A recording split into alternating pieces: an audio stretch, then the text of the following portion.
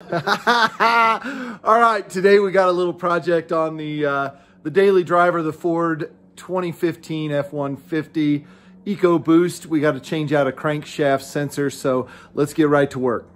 We're going in here laterally to get a hold of this guy. I'll show you where everything is in just a second, but the first thing we're going to do is look at all of our pieces and parts and tools. So this is the Motorcraft version of the part. You can get these at Rock Auto.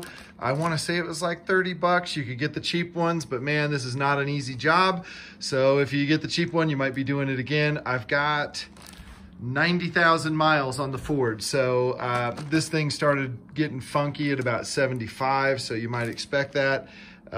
Pretty simple, one bolt, one electrical connector, but it is a pain in the neck to get to. So we've got some really long extensions for our socket. I've also got some really long pliers. One has got a little Clinton kink on the end of it there. And the other one's straight. I've got some hemostats and some long screwdrivers. The first thing we're gonna do is remove the heat shield. Let's look at that first. This is the driver's side. We've got a jack stand under there. I've got a jack over here. I like to be as careful as I can be when I'm under these things. Used a clip tool and took off this little, whatever you want to call it, flapper there. And what we're gonna be doing first is there's a heat shield. That is the bolt for our heat shield. You can see it kind of wrapping around there. And our crankshaft sensor is just under that heat shield. So that's the first one we're going to take off. I think that's a 9mm. We're just a minute or so in, and I've already lied to you. That's a 10mm, not a 9mm down there. You can see I've got a 24-inch extension, I think, on my ratchet there, and that is the bolt for the heat shield. We've got a little makeshift get out of the way board in there.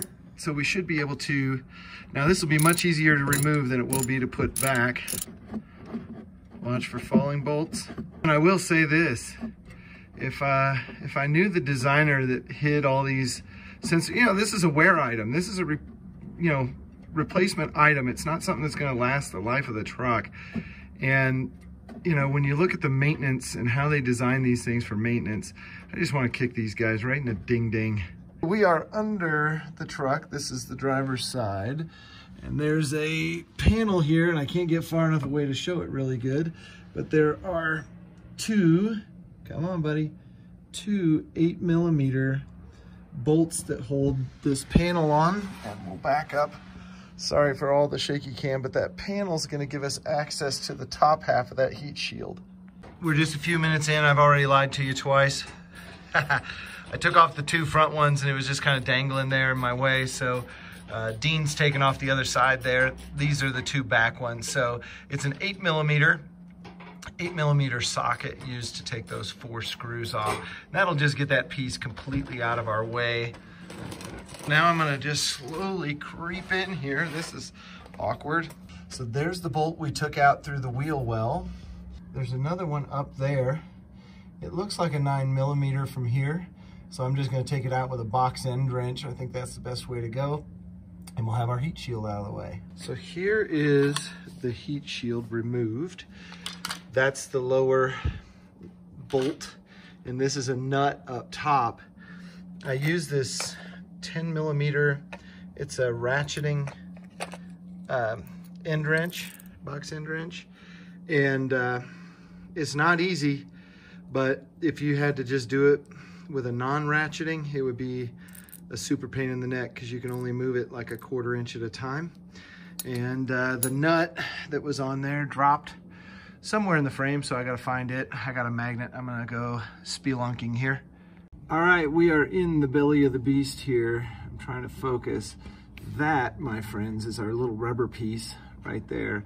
Little black piece with a wire coming out. That wire's got a heat shield on it.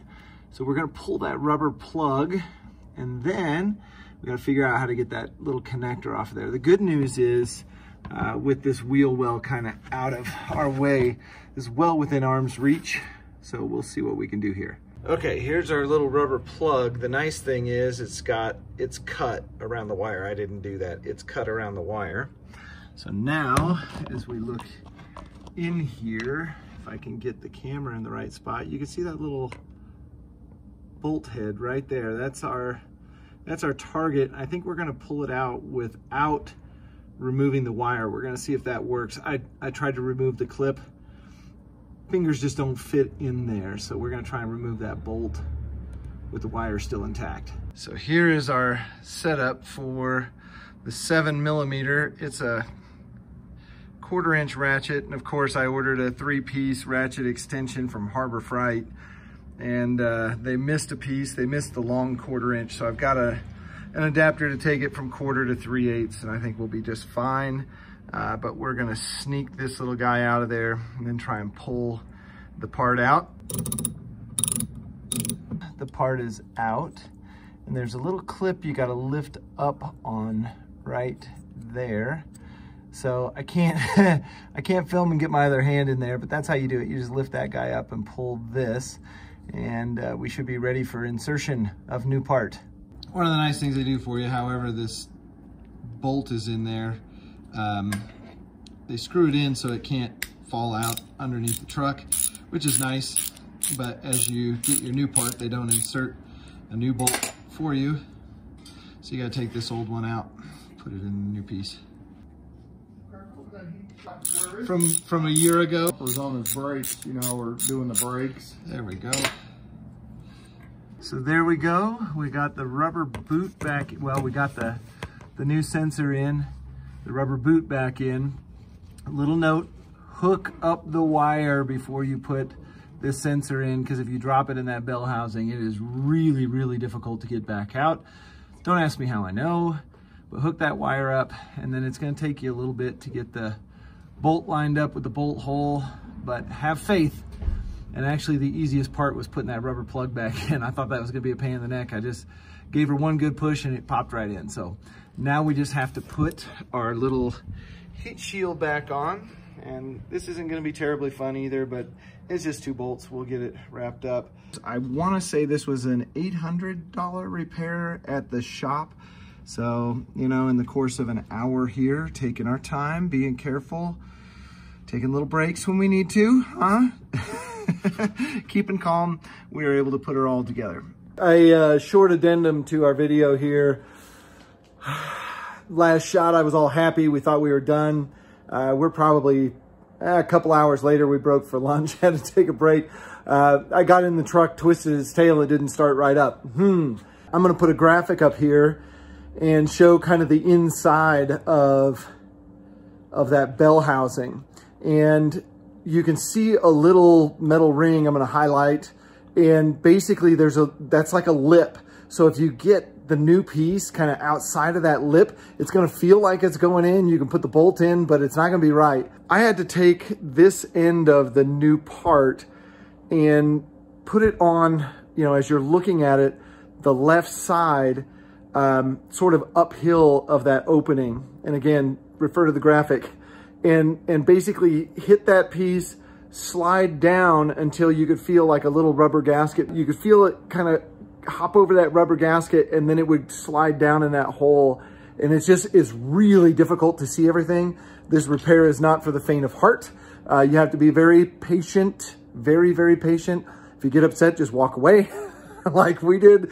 But we were able to just slide it over, push it into that hole. The other thing was, the bolt head, you don't want the bolt head sliding all the way down. So I pulled it up and put a little piece, a single layer of masking tape, just real thin masking tape around it to hold the bolt up, so that, you know, when the bolt's down, it sticks out of this hole and it prevents you from twisting and maneuvering the new part, which makes it darn near impossible to get it installed correctly.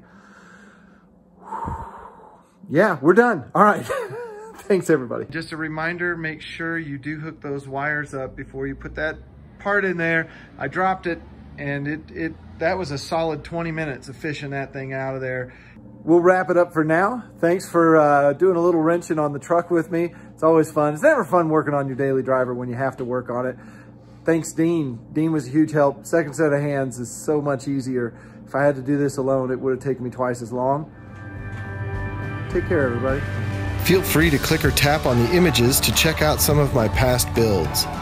If you like my videos, click on the Greg's Garage logo and all my future videos will show up in your YouTube feed.